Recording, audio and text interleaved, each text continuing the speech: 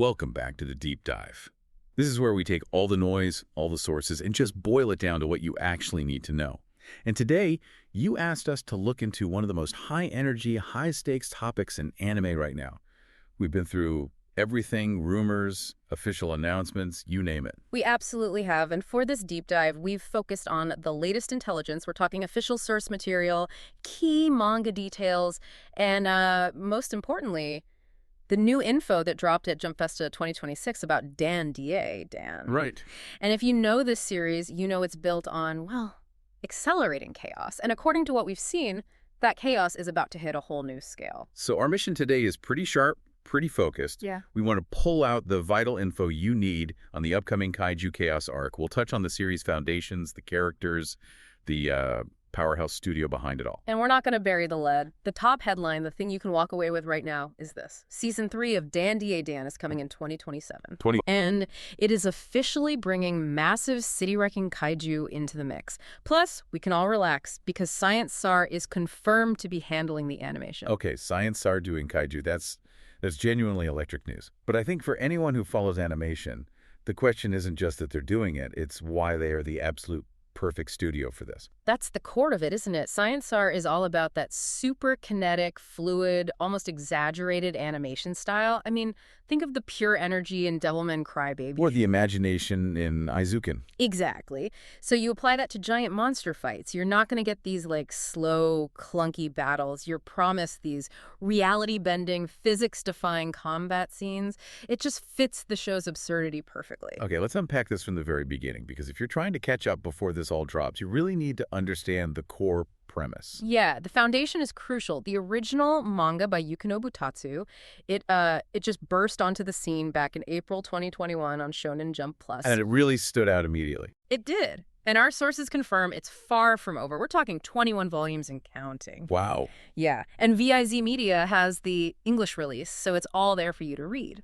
So 21 volumes, that's a deep well of content, which on one hand is great for an adaptation, but on the other, you have to wonder, right, with 2 seasons already out, is there a risk they start rushing things to keep up? It's a valid concern, but the production context, especially with the team they have, it suggests they're prioritizing faithfulness. They've been so careful building that foundation. Which is all about the 2 main characters. Exactly. The dynamic duo, Momo Ayazi and Ken Takakura, who she calls Okarun.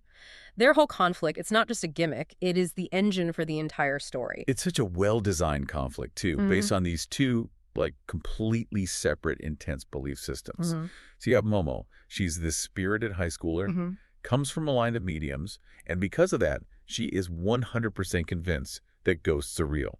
The paranormal is a fact for her. But, and this is the key, she thinks the idea of aliens, of anything sci-fi, is just complete nonsense. If it's not spiritual, it's not real. And Okarun is her perfect mirror image. He's this total UFO nerd, completely dedicated to proving that alien life exists. Right, but he dismisses anything paranormal, ghosts, curses, the occult. To him, that's all just fantasy. It's a perfect binary opposition. So you have these 2 kids just arguing constantly about what's real. And they decide to settle it. They challenge each other to go to a place tied to the other's belief system. And here's the real aha moment. The way the conflict gets resolved, it's not that one of them is right and one is wrong. They go to these spots and discover that, well, both of them are right. Both of them. All at once. Ghosts are real, aliens are real, and suddenly they're staring both realities in the face. Imagine that kind of information overload. Everything you thought was impossible is now very, very real and probably trying to hurt you. It completely flips the script. They have to stop arguing and start cooperating, which, leads us right into the powers they get from all this. Right, because this discovery isn't just intellectual. It has real, physical consequences. The sources say it awakens these latent abilities in both of them. For Momo, it's tied to her medium heritage.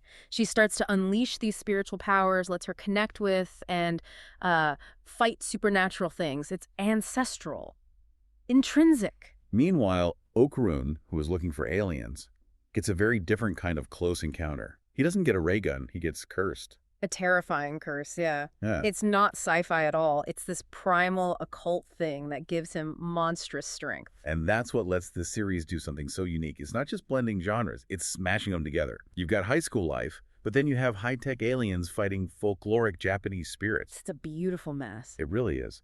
And that chemistry between Momo and Okarun is what everyone points to. Watching these two have to rely on the very thing they used to mock.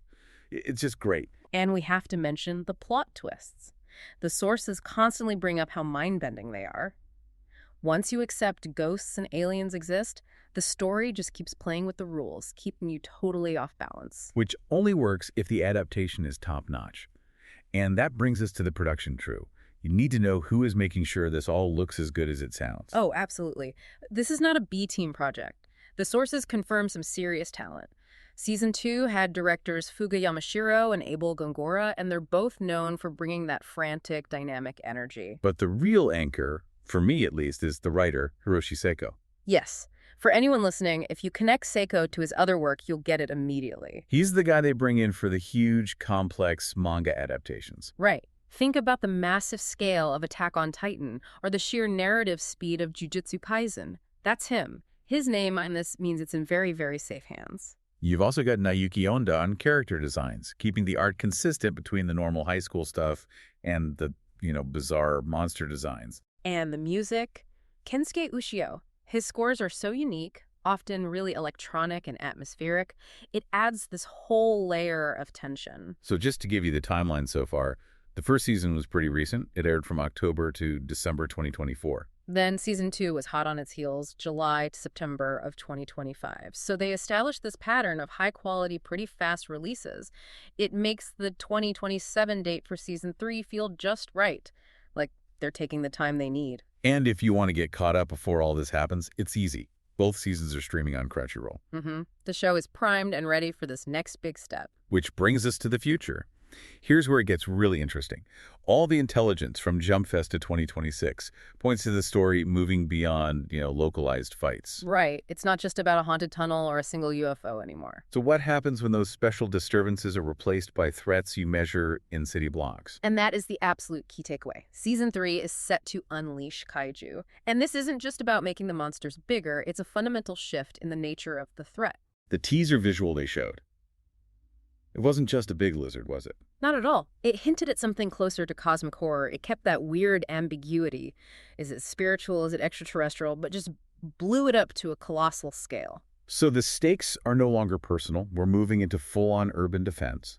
The sources say they'll be facing more formidable threats and going deeper into the realms of the unknown. The power scaling is just off the charts. And if you connect that back to the core concept, you see how it challenges everything.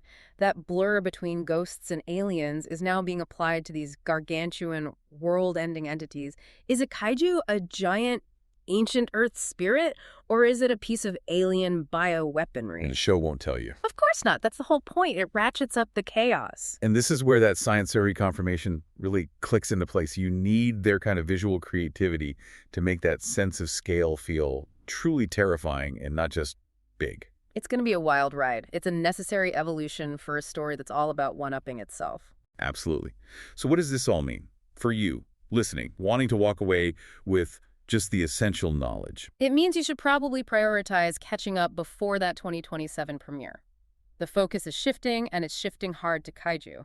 The scope of the whole universe is expanding. And that core premise, the supernatural meets sci-fi conflict, is about to get slammed against a wall of massive physical power. Exactly. And the quality is guaranteed. You have the established team, you have Science SARU. It's a safe bet. So, a truly wild ride awaits. And that brings us to one final thought. We spend this whole time talking about the conflict between the spiritual, that's Momo, and the extraterrestrial, which is Okarun's thing. And their powers come from that. Momo has her medium abilities. Okarun has a curse. They're kind of intangible forces. Exactly. So here's the provocative question for you to think about. As we wait for 2027, given that their powers are rooted in the spiritual and the cursed, how will the introduction of gargantuan physical kaiju change how they even use those powers? Yeah, that's the real question. Can you curse a 1,000-ton monster? Does Momo have to, channel a spirit the size of a skyscraper just to keep up? That blur between worlds is about to get violently, massively physical. And that right there is the true challenge of Season 3.